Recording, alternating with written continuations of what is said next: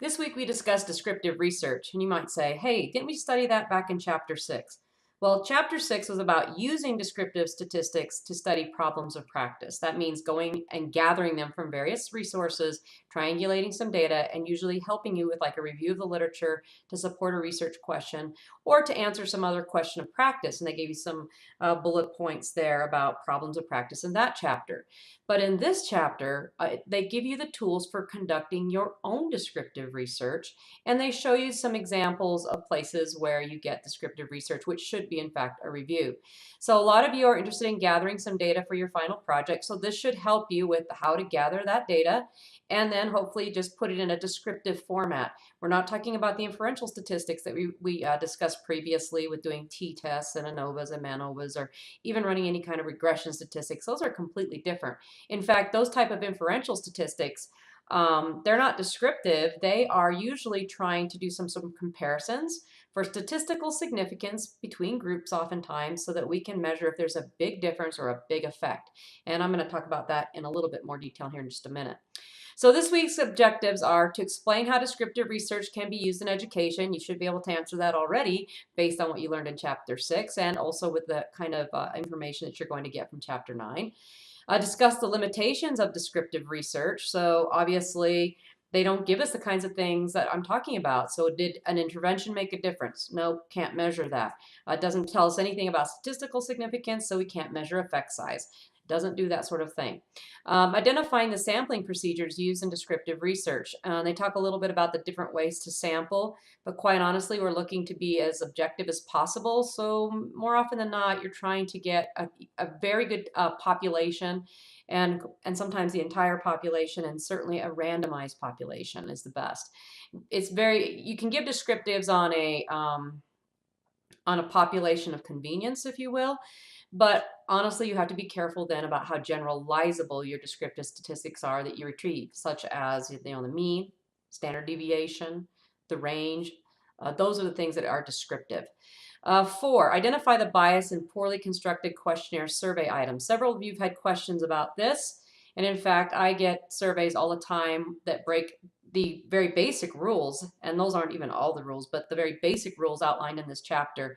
So hopefully I'll be able to answer some of those questions. And in fact, there is a quiz question with a question that I received, and I'm asking you to say what's wrong with this question. Finally, number 5, develop the skills to evaluate descriptive research. And that happens on page 218. They basically talk about the 2 things you should be looking at with descriptive statistics, and that is the sample, the Achilles heel, and then the measurement, which is really the other Achilles heel, because if the measurement device it's not appropriate, it's not valid, or it's not reliable, then you say to yourself, how applicable, how generalizable should I be integrating this type of research into my classroom? So you've had some experience with Appendix 3 already. Those of you who were evaluating a report study, if not, it's your opportunity to take a look at it. And then page 218 says here's 2 more basic tools to take a look at when you're evaluating descriptive research. This may help those of you who are reviewing papers for your final project. One of the things I really like about, and I don't know how many of you have the e-version or the paper version of this text, but Appendix 3, 4, and 5 are very useful for helping you to evaluate research. And oftentimes, if an administrator comes in and says, we're going to do this new practice, you can say, where is it that you found that this is a good thing for us to do? And they may be able to tell you that, maybe not. But if they do tell you that, you can then go to that piece of research and you can use those appendices to kind of fritter out, is this something generalizable? Is this meaningful to me? Were the constructs that they measured the same as what we're facing here? That kind of thing. So I find that those appendices are very helpful, almost a rubric, if you will, for evaluating research. The readings this week, obviously, Chapter 9. And this item 2, this week I've moved APA, not because it wasn't as complex. It was kind of a review of the descriptive study, but I thought it fit well in here, and you're at the teachable moment because APA is what I'm expecting on your final project. I'm expecting that type of style. I'm expecting that type of citation. I'm expecting to see those references like that. Don't resist. I resisted. I think I've mentioned that before in papers, and I got a lot of red ink back. Don't resist. Go look up the rules. If you don't know what the rules, if you don't know if the period's inside or outside, go look it up. And so I've provided some tools for you this week that should really help you. These self-paced modules are actually from APA. I think you can go through them in probably 10 to 15 minutes. The Purdue OWL Style Workshop, I'm not expecting that you read this whole thing because it's a giant website of all the rules, but page down to the APA citations and reference lists. Oftentimes that's where I find mistakes in student submissions. It's just their citations.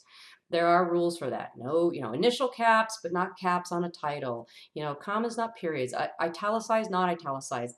That will be really helpful for you. And also keep in mind, if you look at journal publications that have a reference list in the back, you can use those as an example. They go, oh, they cited this type of article this way in here, and it was published, so it's probably accurate.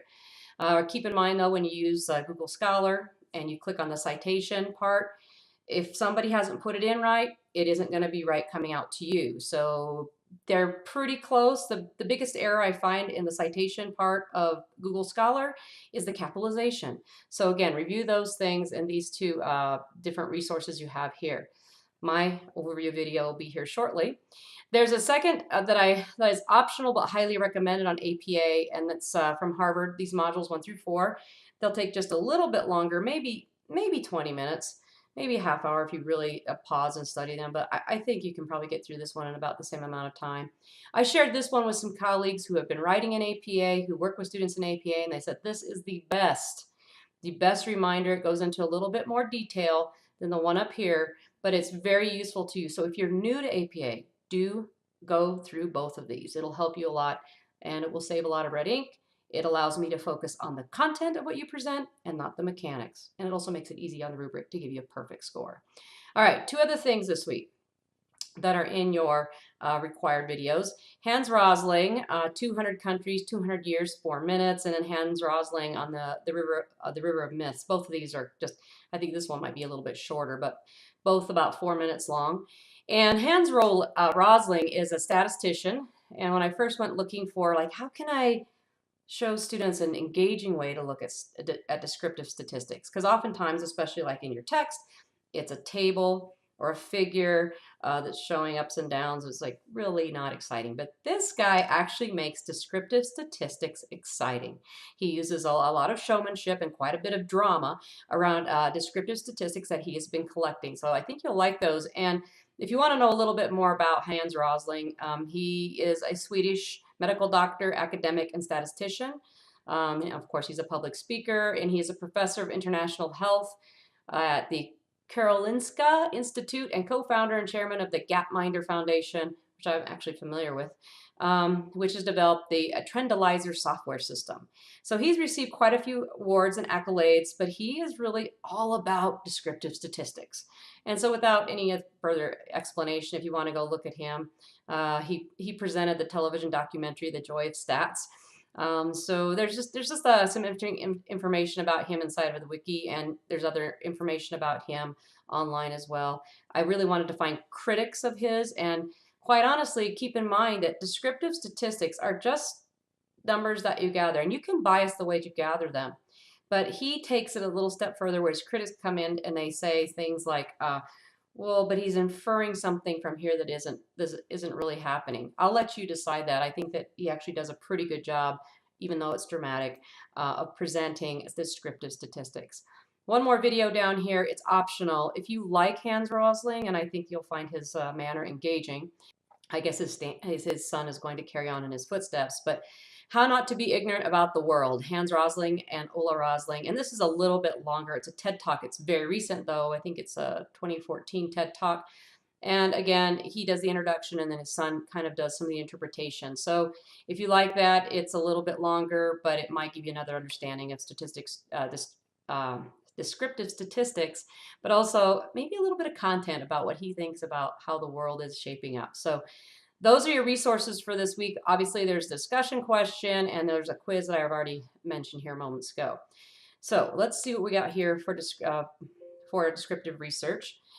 So when we take a look at chapter 9, the problems of practice, as I put in every single chapter, which I really like about this text, because oftentimes students, and they do it to you in your classroom too, is like, so why do I need to know this? Why does this matter? That's what I like about these little bullets that they put at the front of each chapter, and there's quite a few here. The thing I find interesting about this week's problems of practice is that I'm not convinced that descriptive statistics can answer these questions entirely. And in fact, descriptive statistics are just what is happening, the status quo, and they're not really meant to do that. But most of these questions can go just a little bit further with inferential statistics for a conversation. So, for example, what can teachers do to engage their students in learning? Obviously, you can give them a self-report survey, which they do in, I think it's figure 9.1, which we'll look at in here in just a moment. How good are teacher evaluation systems and how can they be improved? Well, again, you can get some descriptives, but there's probably a lot more information that's there that might need to be gathered in a qualitative way, or that we might be able to gather in a way and use inferential statistics such as regression techniques, which is beyond the scope of this class. But there are some other things that probably descriptive statistics can't answer in their entirety, but partially. So take a look at some of these questions. They're fairly engaging. They're ones that you've thought about before as an educator. Why has the reading performance of 17-year-olds not improved over the past decades? Some of you who have students that are that demographic and you know about their reading skills, I'm always like, how did they get this far? What do Americans consider to be the biggest problems facing their schools? We'll look at that this week with a survey that they talk about in your text. What changes due to the American school system are most likely to improve students' academic achievement? Why are few students improving curriculum materials aligned to the Common Core standards? Should educators adopt online learning? And then finally, is online course sufficient or does it need to be blended with some form of classroom instruction? These questions are really interesting. Descriptives can tell us a little bit, but there's other ways to go about finding an answer to these questions. So they are problems of practice. I don't think descriptive statistics will answer all of them. These are the important ideas. Vocabulary is also important in this chapter, but much of it should be review. The first one here in terms of important ideas is descriptive research is looking at the status quo. That's not new. Descriptive research designs identify characteristics of a group at one point in time or changes in characteristics across time. So you see that in the graphs, but they do not explore cause and effect relationships involving these characteristics. That's going to be saved for when we do comparison research, correlation research, and even evaluation research. The Gallup poll and the National Assessment for Educational Progress and other organizations regularly collect descriptive data about various aspects of education. I'm going to spend some time on that. Panel studies, trend studies, cross-sectional studies, all of that is about the vocabulary. It's how to study human development. Tests, questionnaires, observation schedules, interview guides, and other measurement methods can be used to collect the data. We're going to spend times on the do's and don'ts, if you will, of designing instrumentation, especially for survey instruments, that is. And 6, researchers commonly analyze descriptive data to determine a central tendency variability in the score descriptions. Yep, that's just descriptive data. There's no inferential statistics applied to that. And then lastly, the findings of descriptive research studies can reveal a prevalence of problems, opinions, academic achievement, or other phenomena across an entire defined population. So that's really the power of the descriptive research, this last one, right? This last item here, number 7.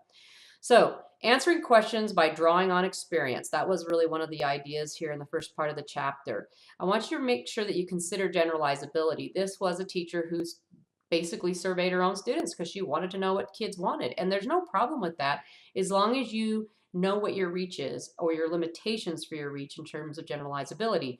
You would have to know if this teacher has students in the same type of demographic that you have to think maybe this is a good idea. But essentially, it said that these are the things that 8th graders responded to. And I don't need to read all of these because they're in your text. But these are things that they said will engage me in the classroom. And I think if we look at classroom management, if we look at instructional design, these are all things that we know are good practices in a classroom. So this teacher actually measured it among her students. Educational descriptive research. The two things well, there's one, two, private. They look at a few of the different places to find descriptive research. This National Assessment for Educational Progress, which we already talked about, is a federal project. I've given you the link. We've talked about this previously. The second one that they talk about for quite a bit of the chapter is the Gallup polls and the PDK, the Phi Delta Kappa International. It's a professional association for educators. You can join. It was like $70 or something like that. You get a magazine and they show you all these other perks. But it brings together their goal, and this is on their website. I didn't make this up. It brings together the top leaders, thinkers, and doers to collaborate and inspire one another. So it's a very large group of international educators, and they provide you with the link to that site as well, because they're going to show you a link to that particular study. So then moving back to descriptive research from your text, it is a collection or analysis of quantitative data in order to develop a generalizable statistical representation of a sample's behavior or personal characteristics with respect to predetermined variables. And in other words, what it is that you're trying to measure. They give you three kind of rules or guidelines regarding descriptive research. A quantitative representation of behavior, opinions, or other educational phenomena. It's not going to be, when you're looking at descriptive research, it's not going to be qualitative. They focus on representative samples or an entire population in order to draw conclusions about what is generally true rather than what is true of one individual, one group, or one institution. In other words, they are looking at large populations when we're looking at descriptive research. Now, you may report in a study of your classroom descriptive data. Don't confuse the two. There's descriptive research and the descriptive data. And descriptive data are those things that we've talked about before, where we're looking at mean, mode, standard deviation, the range, and those kinds of statistics. Those are things that we might report that are just representing that one particular group. That's the data. But descriptive research will look at very large populations and have a very good sample size drawing from that target population. Third, researchers specify the particular characteristics technically in the variables which they wish to study to advance the data collection, and that's pretty easy to see as they say what it is that they're looking for and trying to measure. A descriptive research design is chosen because the educational phenomena that will be studied can be quantified and measured with a degree of objectivity. In other words, you can remove a lot of bias because it is just describing a situation. You're not having an intervention. You're not trying to look for any kind of differences. You're just saying what is. Sampling is very important, and they discuss and define these terms: longitudinal, panel study, cohort study, trend study, so be very familiar with those, and cross-sectional studies. In sampling, they're trying to control for all bias. In other words, they're trying to remain objective and make these randomized. They're looking at entire populations in that the sample represents that population. Now, lastly, the measurement, and this is where we're going to get into the types of the do's and don'ts with these survey items. We're looking at, in descriptive research, we're looking at questionnaires and interview questions. Sometimes we can actually get that data because it's just reported like student numbers enrolled in this course. That's fact, that's descriptive, that's what it is. But oftentimes when you can't get that, you're going to use a questionnaire. You're going to have these interview types of questions for individuals. The usefulness of tested instruments is really important here. You're looking at validity and reliability. And for example, they talk about the stages of concern of that particular instrument, but there are tons of instruments that have been developed on all sorts of scales, all sorts of constructs that you can use and access. Some are free, some you pay for, but if you are measuring on some construct that people have measured on before, don't make up your own survey. Use something that was done before. I actually learned that the hard way by taking some advice from a group of experts or stakeholders in an evaluation, which is always political in nature, and made my own survey. But it ended up that I think that some of the instrument did not measure what we were really looking for. Okay, that aside, second item, guidelines for developing survey items. I believe there's 9 rules or something like that. Begin with a few interesting and non-threatening items. You don't want to blow them away right off the bat. Put threatening or difficult items near the end of the questionnaire. Sometimes people want to sandwich them, but they've already kind of committed and they see that last question like, okay, fine, I'll answer that last one. Maybe you're the same way. Or maybe you say, I'm done with this, and you close it. So you have to be very careful about your threatening or difficult questions. Sometimes maybe dividing them, maybe putting them between, but more often than not, you do want them at the end. Include examples about how to respond to items that might be confusing or difficult to understand, so you give them samples or hints or IEs or EGs, whatever it is. Avoid terms like this, and these are non-descriptive terms. They're just, you avoid terms like this in your questions: several, most, and usually, which have no precise meaning. They don't know what it means, and to their idea, most is 50% or more. To some people, most might be 75%. So it's not really a good way to get a measurement. So that word should be avoided. You see that in a survey question, that's a no-go. Avoid negatively stated items because they are likely to be misread by the respondents. I think you've seen those are those twisted backwards, and those of you who've taken the assessment course, I hope that they talked about that just for assessing kids, like on quizzes and tests. Be careful about how you word those in a negative. It's better to stay positive with those so they're not misread. This is the one that I find most often problematic for students creating their own interview questions. Avoid double-barreled items that require the participant to respond to two separate ideas in one single answer. For example, do you favor abstinence education and drug education? It is a double-barrel question because it asks about two different types of education, but only allows for a single answer. And you're asking them a yes or no, or how you feel on the scale, but maybe they're good with drug education, but not good with abstinence education, or vice versa. So double-barrel questions, whenever there's an and or an or in a question, that is a red flag that that question might be biased, or not biased, but double-barreled. The last one, avoid biased questions such as, what do you see as the benefits of requiring all students to learn algebra in the 8th grade? This question assumes that the respondent sees benefits when in fact they may not. So those kinds of questions have to be avoided at all costs because at the end of the day, it's difficult for people to answer, and plus that it doesn't give you any good descriptive data. So those are some rules, and I encourage you to reread those over in your chapter. The last thing that they talk about that I want to mention here about measurement, and they do talk about a couple of other things, but these are the most important. They talk about scales, and most of you are familiar with the Likert scale. You've probably heard this pronounced Likert, but I actually looked it up, and Likert is the way that this is pronounced, and that measures the intensity of feeling. You know, those are the I strongly agree, I strongly disagree. That's the kind of scale we're looking at there. And then the Guttman sequence questionings, that's a different type of scale that they talk about for measuring sequenced questions. It means if you respond to this, you're going to respond to this, and so on. And so there's a lot of if-then statements. So it may be that you want to set up a survey like that. In this week's discussion, you're asked to take a look at the PDK poll of the public's attitude toward public schools. And in there, you'll have not only an opportunity to check out the methodology and also look at the results and discuss which one of the topic area resonates with you. You can also take a look at the actual survey. So you can look at the types of scales they use. They use some of the Guttman scale in terms of responding, and that really what that is skip logic. If you answer one way, it skips you over to another one, or maybe even kicks you out of the actual survey. So after you pick the topic that you're interested in, you can go see the type of question they use. Did they use a Likert scale? Did they use something? Obviously, this is self-report. This is a survey, but in one place they ask the respondents to actually grade schools, and so they're assigning a specific grade, which is an interval that we can take a look at when we are using statistics, whether descriptive or inferential. But you'll have an opportunity to take a look at the exact questions asked on that area or that topic area. So it's a good way to kind of explore some of the things discussed in this week's chapter on descriptive research.